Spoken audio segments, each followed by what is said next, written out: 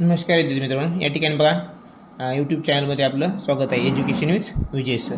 आपण पाहत आलो आहेत मित्रांनो येत्या 37चं स्कॉलरशिपचं मॅथ आणि त्यातला आपला लेसन चालू आहे 14 नंबरचा. And the lesson name is that basic concept of geometry and that's the we are going to see today 14.3 exercise. Okay, so let's we see the exercise 14.3.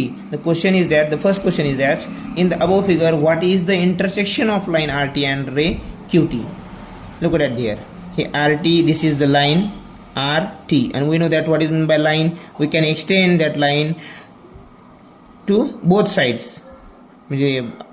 side R as well as side that point T. To point T and to point R, we can extend that line because line we can extend both sides. That's why. Understood? Intersection of line RT and QT, यांचं intersection आपल्याला ओळखायचं आहे. यांचा म्हणजे basic याचा common point कोणता आहे? Q. ते कॉमन पॉईंट ओळखायचा थोडक्यात आपल्याला. आणि बघा, आणि ती जी रेषा आहे, आता रेषा कोणी QT कडे आपण एक्सटेंड करू शकतो आहे की नाही, RT रेषा. मग QT जर आपण रे घेतला मधला तर Q पासून T पर्यंत देखील आपण ही रेषा एक्सटेंड करू शकतो. रे म्हणजे काय असायचं, एक पॉईंट एंड असतो आणि एक पॉईंटला ती वाढू शकते. मग रे QT जर राहिला आपण याच्यामध्ये दिलेलं रे QT, तर आपण ही जी रेषा आहे दिलेली लाईन RT ही QT पासून आपण एक्सटेंड करू शकतो कितीही अंतरापर्यंत. आता सेगमेंट RT, आता सेगमेंट RT काय बघा बरं, या ठिकाणी आपण पूर्ण फिगरच काढूया. ती R P Q आणि मध्ये पॉईंट कोणता मित्रांनो? S. त्यातलं हे सेगमेंट RT. आता सेगमेंट RT पुढे RT. आता हे सेगमेंट RT जे आहे हे लाईनचाच एक भाग आहे मित्रांनो, आहे की नाही. याच्या पुढे एक्सटेंड होऊ शकते का? नाही होऊ शकत. म्हणजे याच्यामधलाच एक भाग तो RT आहे की नाही. इंटरसेक्शन पाहिजे आपल्याला कनेक्ट करणारा दोघांमधला कॉमन पॉईंट, आहे की नाही. सेगमेंट PT, आता सेगमेंट PT, आता सेगमेंट PT जी लाईन आहे त्याच लाईनला मर्यादित करण्याचं काम ही लाईन PT करते आहे. ते इंटरसेक्ट करते का? नाही, कारण की इथं काय दिलं बघा आपल्याला QT. आता QTमध्ये Q कुठून सुरू झाला आहे? QT कुठून सुरू झाली? अरे इथून सुरू झाली. याचा एंड पॉईंट कुठे आहे? हा इथं आहे. आणि याचा इंडेफिनाईट वाढणारा पॉईंट कोणता आहे? T आहे. म्हणून हे PT जे दिले त्यांनी हा इंटरसेक्ट करणारा भाग नाही आहे ह्या RTचा, आहे की नाही. आता बघा रे QR, आता QR कुठे? इथे. आणि Q पासून हे इकडे उलटं चाललंय. आपल्याला काय पाहिजे? QT पाहिजे, यांचा इंटरसेक्टिंग पॉईंट पाहिजे. तर यांचा इंटरसेक्टिंग जे पॉईंट आहे तो QTच असणार आहे. कोणता असणार आहे? रे QT. काय मित्रांनो आन्सर या ठिकाणी? रे QT. कारण हा उलटा चालला आहे. QR हा आपला ऑप्शन असू शकत नाही. सेगमेंट PT मध्ये QT येते बरोबर, पण त्यांचा इंटरसेक्टिंग पॉईंट कुठून सुरू झाला? Q पासून तर T पर्यंत, म्हणजे Q हा इंटरसेक्टिंग पॉईंट आहे यांचा. म्हणून रे QT हे इथं बरोबर आन्सर असणार आहे, सेगमेंट PT नाही, आहे की नाही. सेगमेंट RT, तर ऑलरेडी सेगमेंट RT हा लाईनचाच लाईनलाच मर्यादित करणारा लाईन सेगमेंट आहे RT. तो काही इंटरसेक्ट करत नाही, कारण ती एकच बिंदू, दोघं एकच बिंदू आहेत त्यांचे, आहे की नाही. त्यामुळे आपला आन्सर जे आहे QT बरोबर. पुढचा प्रश्न बघा. What is the intersection of ray AB and ray BA? यांचं इंटरसेक्शन बघायचं आहे आपल्याला. बघा आता एक लाईनच काढूया आपण, विचारून तुम्हाला लवकर समजायला लक्षात येईल. आता हे आहे रे AB. आता हे काय करूया आपण? A आणि हा B रे काढायचा आहे मित्रांनो, ध्यान ठेवा आपल्याला. म्हणजे याचा एंड पॉईंट कुठं राहील? इथे राहील. आणि ह्या याचा शेवटचा पॉईंट राहील बरोबर. म्हणजे हा एक्सटेंड B पर्यंत, हा बीच्या साईडला कितीही एक्सटेंड करू शकतो. हा झाला रे AB. हा कोण आहे? रे AB. आता आपल्याला काढायचं मित्रांनो रे BA. काय काढायचं आहे? हे B बघा, B पासून A कडे. आता B पासून A पासून याला एक्सटेंड जर केलं म्हणजे हा B हा A कडे किती एक्सटेंड होऊ शकतो आणि A हा Bच्या साईडला किती एक्सटेंड होऊ शकतो. मग या दोन्हीच्या मधामध्ये इंटरसेक्ट करणार काय आलेलं बघा बरं या ठिकाणी. ज्या ठिकाणी दोन्ही एंड पॉईंट असतात त्याला आपण काय म्हणतो? Segment AB. म्हणजे हा सेगमेंट AB म्हणजे ray, what is the intersection of ray B and ray BA. म्हणजे किरण जे आहेत AB आणि BA याला इंटरसेक्ट करणारी ही जी लाईन सेगमेंट तयार होते या ठिकाणी मित्रांनो AB लाईन सेगमेंट AB. काय तयार होते? Segment AB. या दोन्हीच्या मध्ये काय तयार होतं? Segment AB. लक्षामध्ये तर याचा, कारण हे इकडे बाजूला विरुद्ध चालला आणि हा इकडे बाजूला विरुद्ध चालला आणि दोन्हीच्या मध्ये काय तयार व्हायला? मग सेगमेंट तयार व्हायला मित्रांनो. लक्षामध्ये उत्तर काय? Segment AB. या ठिकाणी जे उत्तर आहे 2चं ते असणार काय आहे? Segment AB. अलग लक्षात मित्रांनो. पुढचं घेऊया आपण. 3 नंबरचा प्रश्न आपला बघा समजतोय का आपल्याला तर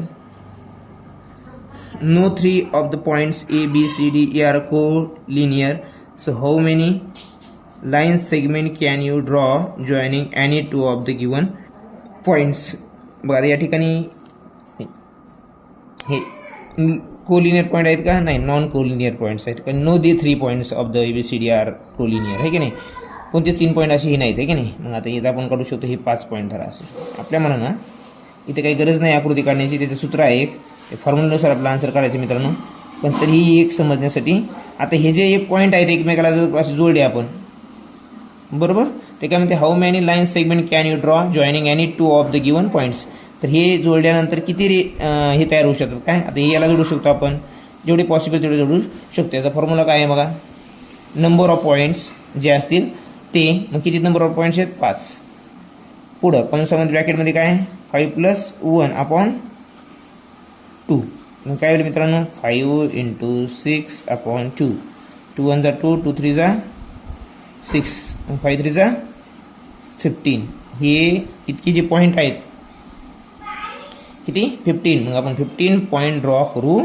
शकतो हे दिलेले 5 पॉईंटपासून आला लक्षामध्ये आधी याच ठिकाणी जर 6 असतं काय केलं असतं आपण सगळ्यात सोपं इतकी लिहायची गरज नाही 6 × 7 एक वर्ड वाढवला असता आणि +1 करणं म्हणजे पुढचा अंक लिहायचा भागिले 2 × 6 आणि 7 × 2 7 × 21 पॉईंट आले असते 6 जर असते तर आहे की नाही पण आपल्याला काय विचारले 5 पॉईंट दिले त्यामुळे आन्सर हे बरोबर आहे लक्षामध्ये मित्रांनो पुढचं गणित घेऊया लगेच वेळ न दवडता बघा या ठिकाणी प्रश्न क्रमांक काय होता observe the plane X and Y बघा हे एक्स आणि हा वाय प्लेन आहे बरोबर and select the correct statement from the following याच्यामध्ये स्टेटमेंट खरं ओळखायचं आहे बघा मित्रांनो बेसिक खूप दिसायला सोपं वाटते प्रश्न पण अतिशय किचकट आणि याला एकदम कॉन्सन्ट्रेशननं आपलं लक्ष पाहिजे तरच ह्या गोष्टी लवकर समजू शकतात अदरवाईज नाही आपण लेसन सुरू व्हायच्या अगोदर बेसिक कन्सेप्ट ऑफ जिओमेट्रीमध्ये काही पॉईंट बघितले त्यातले पॉईंट बघा ते तुम्हाला इथं मदत करतील नसेल बघितला व्हिडिओ तर बघून घ्या points FBC lie in a different planes बघा FBC कुठं आलं हे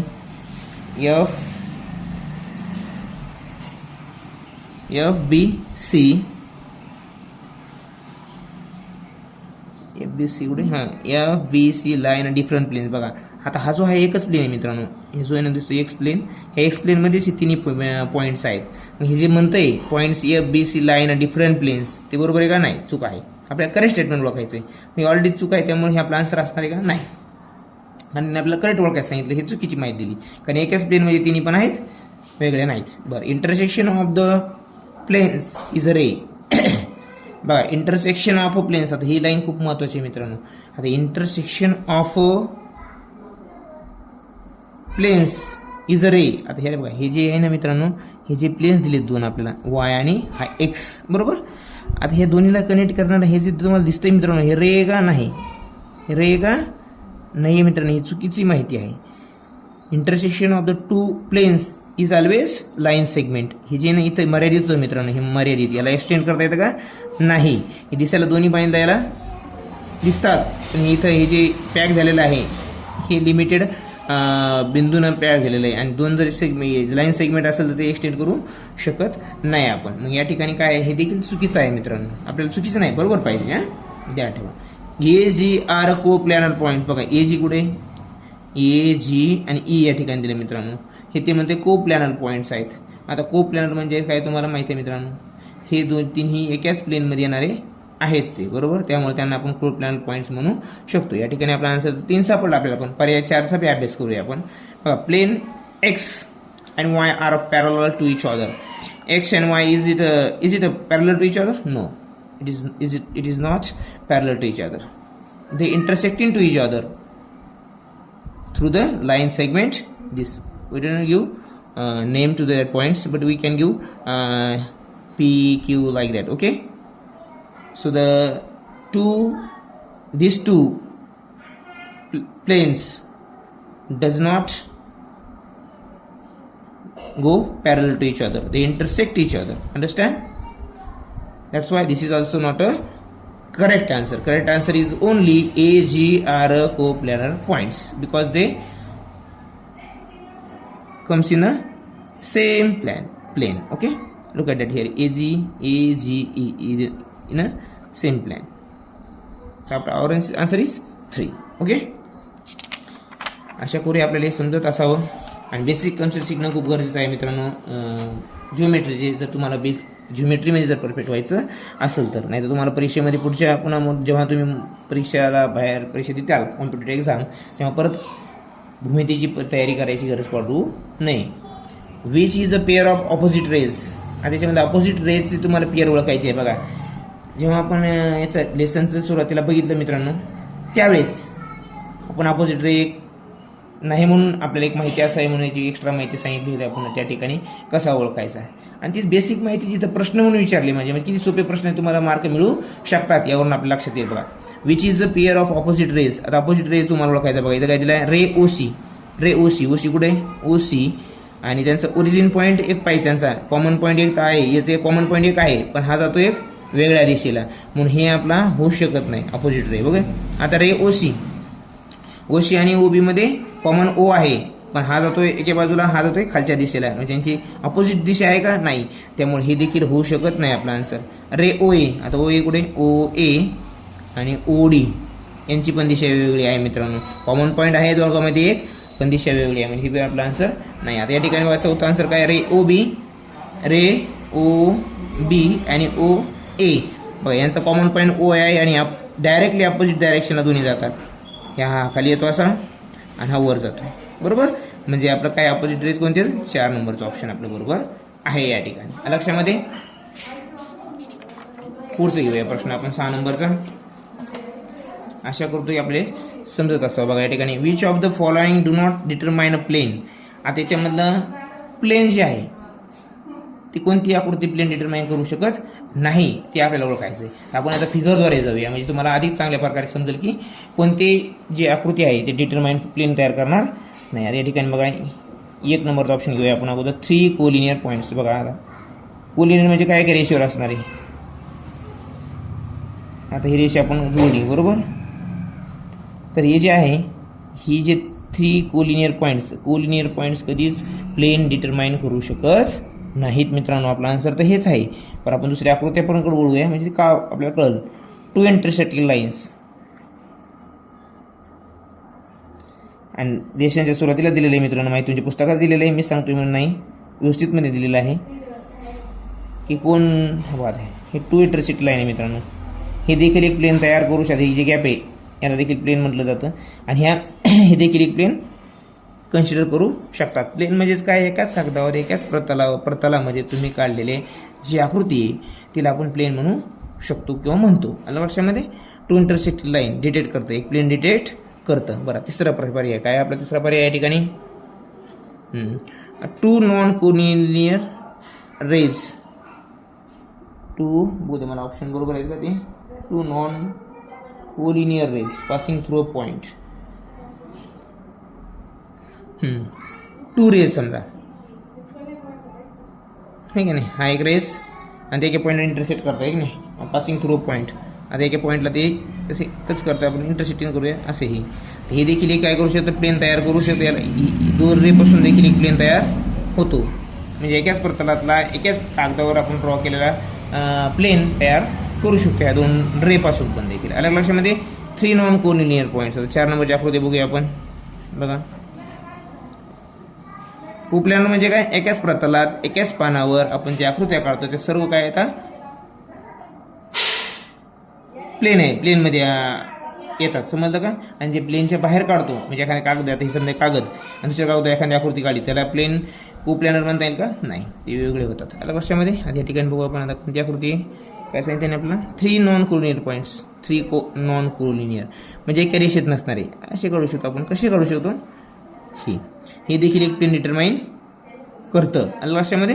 म्हणजे हे तिन्ही जे आहेत प्लेन डिटरमाइन करतं. फक्त जर एकाच रेषेवरची जर पॉईंट असतील तर ते मात्र प्लेन डिटरमाइन करत नाहीत, कारण ते एका रेषेचे बिंदू झालेले असतात, ते प्लेन डिटरमाइन करत नाहीत. मग ऑप्शन क्रमांक काय आपलं, एक ह्या ठिकाणी आन्सर येईल. आलं लक्षामध्ये.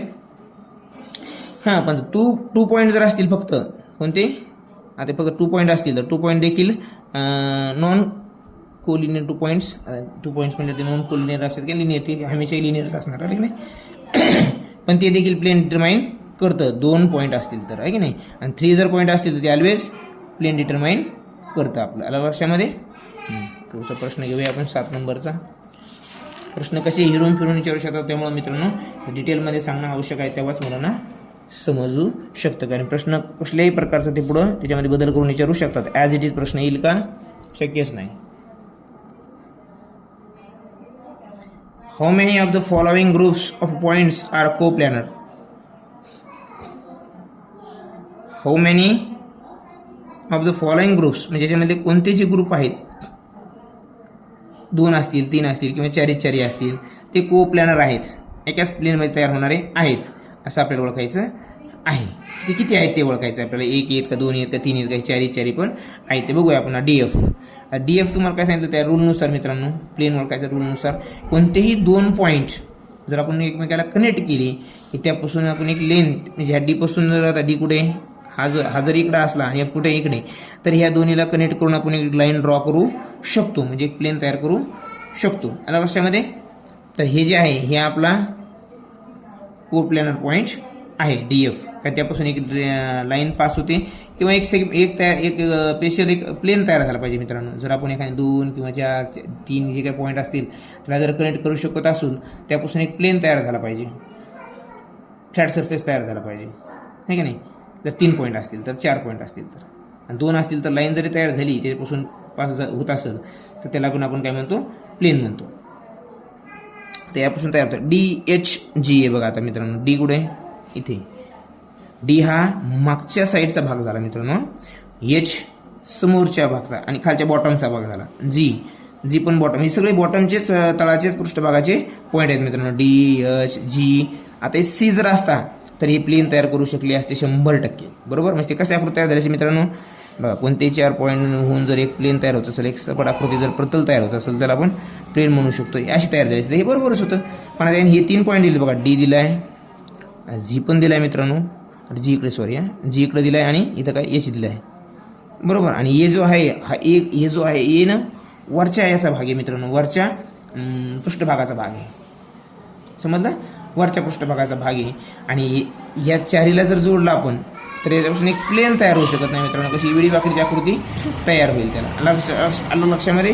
त्यामुळं हे जे आहे ए, त्यामुळे हे जे आहे हा को प्लॅनर पॉईंट्स येणार नाही याच्यामध्ये, आलं लक्षामध्ये. कारण की DHGC जर असता तर एकच प्रतल त्याने तयार केलं असतं, एकच पृष्ठभाग तयार केला असतं, ते बरोबर आपलं उत्तर असलं असतं आपलं. पण या ठिकाणी ए वर गेला आहे, ठीक आहे नाही. इथं जर प्रश्न असता मित्रांनो ए आणि जी, तर ह्या 2 पॉईंटला आपण कनेक्ट करून एक रेषा, एक लाईन सहज काढू शकतो मित्रांनो, आलं लक्षामध्ये. तेव्हा मात्र हे को प्लॅनर पॉईंट झाले असते. पण या ठिकाणी 4 बिंदूचा प्रश्न आला आणि त्या 4 बिंदूपासून एक कमीत कमी प्रतल तयार झालं पाहिजे, या ठिकाणी ते होत नाही. आता पुढचा प्रश्न बघा, 3 बिंदू ते कुठे असू दे मित्रांनो, ABG बघा बरं. आता AB आणि जी कुठे, इथे. आता हे वरच्या पृष्ठभागाचे खालच्या पृष्ठभागाचं आहे, बरोबर. पण रूलच आहे की 2 लाईन कधीही प्लेन तयार करतात, 3 लाईन देखील नॉन कोलिनियर पॉईंट जर असतील ते हमेशा प्लेन तयार करतात, लक्षामध्ये. त्यामुळे हे देखील को प्लॅनर आहेत. आता ABGC पण इथे 4 पॉईंट आले मित्रांनो, 4 पॉईंट आल्यानंतर बघा आता AB हे बॉटमचे वरच्या याचे प्रॉब्लेम येतात. आणि जी कुठे, GC म्हणजे बघा BGC हे एकाच प्रतलाचे भाग आहेत मित्रांनो, बरोबर. फक्त हा F पाहिजे होता, F असल्याचं अंतर असं बरोबर आलं असतं, पण ए कुठं घातलं आणि वेगळ्या ठिकाणी नेऊन घातलं. त्यामुळे हे कोलिनियर पॉईंट्स आहेत का, नाही. तर उत्तर किती येणार आहे मित्रांनो या ठिकाणी, त्यांच्या ऑप्शनमधलं काय येणार आहे बघा. पर्याय दिले त्यांनी 1, 2 नंबरचा 2, 3 नंबरचा 3 आणि 4 नंबरचा 4. तर या ठिकाणी पर्याय क्रमांक 2 उत्तर आहे. कारण 2 जे आहेत डी आणि E आणि C हे आपले काय आहेत, कोलिनियर पॉईंट्स आहेत, लक्षामध्ये. चला पुढच्या प्रश्नाकडे वळूया आपण. प्रश्न क्रमांक आहे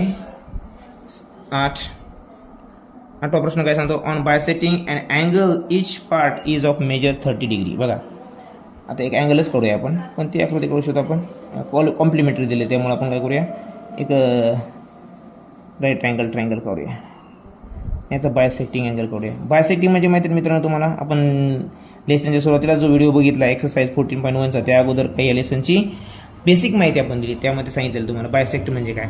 जेव्हा एखादा अँगल बायसेक्ट होतो त्याचा एक अँगल जर 30 आहे मित्रांनो, तर बायसेक्ट असल्यामुळे दुसरा अँगल पण किती असणार आहे, 30 डिग्रीज असणार आहे.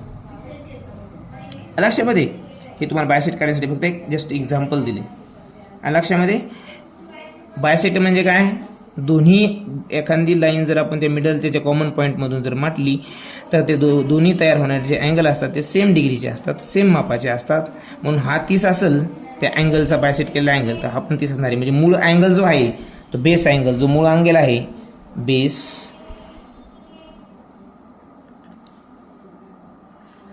Angle is equal to 60 degree असणार आहे. किती डिग्री असणार आहे, 60 डिग्री. जसा बायसेक्ट अँगल किती आहे, मुलांना चुकतं कुठे ते सांगतो मित्रांनो तुम्हाला बघा. बायसेक्ट अँगल 30 डिग्री, बरोबर. मुलांना माहीत असतं अरे इथं मेजरमेंट दिलं आहे की अँगलचं 30 डिग्री आणि दोन्ही अँगल मिळून किती असतात मित्रांनो, 90 डिग्रीचे असतात कॉम्प्लिमेंटरी अँगल.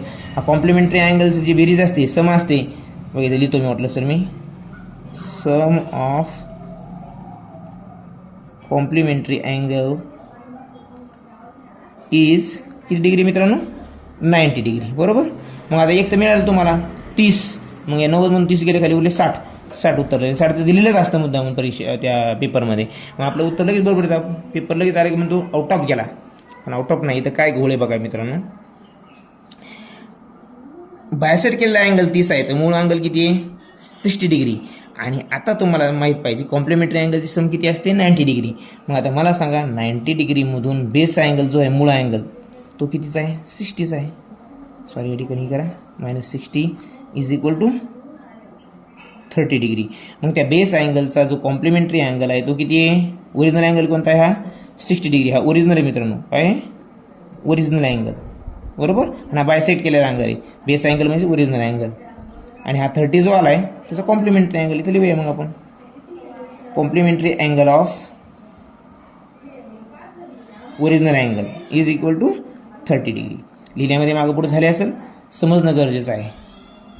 काय करायचं आहे, अगोदर तुम्हाला बायसेक्ट केलेला अँगल त्यावरून तुम्हाला ओरिजिनल अँगल काढायचा आहे. ओरिजिनल अँगल 60 डिग्री आणि जो कॉम्प्लिमेंटरी अँगल असतो तो ओरिजिनल डिग्री आणि त्याचा कॉम्प्लिमेंटरी अँगल यांची ॲडिशन 90 डिग्री असते. ओरिजिनल अँगल 60 डिग्री मिळाला आपल्याला, तो 90 डिग्रीमधून मायनस केला, कॉम्प्लिमेंटरी अँगल आला त्या 60चा 30 डिग्री.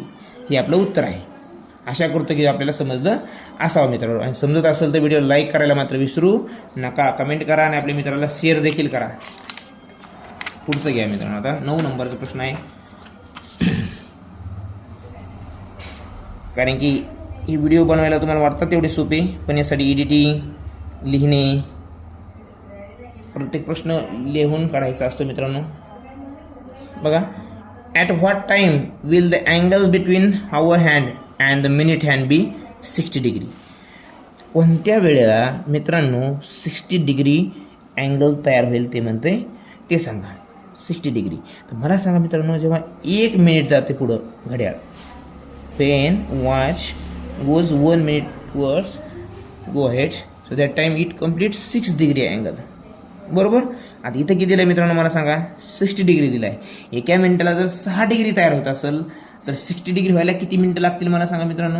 आपण मग थोडक्यात काय करूया, ते अँगल जो आहे त्या अँगललाच काय करूया आपण, 60 डिग्रीला 6 भागूया. म्हणजे आपल्याला किती मिनिटं लागतील 60 डिग्री होण्यासाठी ते कळलं आपल्याला. किती, 6 6 1 6 आणि 0 10 मिनिट. 10 मिनिटं, अरे सॉरी डिग्री चालायचं, 6 मिनिट लागतील आपल्याला दोन्हीमध्ये 60 डिग्रीचा कोन तयार करायला. तर मला सांगा मित्रांनो 8 o'clock, आता इतकी लिहायची गरज नाही पण समजण्यासाठी सोपं. आता 8 o'clockला काय असतं मित्रांनो, किती डिफरन्स असतो मिनिटाचा, 8 o'clockला त्या हवर्स अँड मिनिट्स हॅजमध्ये कितीचा डिफरन्स असतो, 20 मिनिटाचा, बरोबर. बरोबर का, घड्याळ आठवा अगोदर, बरोबर. घड्याळ बी काढता येईल आपल्या इथं, पण ते नको, इतका वेळ टाईमपास करायचा नको. आता किती, 10 o'clock 10 o'clockला हे 10 मिनिटं. प्रत्येक वेळेस मित्रांनो फॉर्म्युलेज वगैरे कधी कधी बेस कॉमन सेन्स देखील वापरायला पाहिजे आपण आन्सर सोपं करण्यासाठी. 3 o'clockमध्ये किती मिनिट डिफरन्स असतो मित्रांनो मला सांगा, आठवा. 3 o'clock म्हणजेच काय तर 15 डिग्रीचा, बरोबर. आणि 4 नंबरचं काय, 6 o'clock. आता 6 o'clockला किती डिफरन्स असतो मित्रांनो मला सांगा, घड्याळ बी करून दाखवतो तुम्हाला मी, काढायला मला काही अडचण नाही. 30 डिग्री मित्रांनो. मला सांग 10 मिनिटाचा डिफरन्स असणारा टाईम कोणता आहे, सॉरी मिनिट आहे सगळे.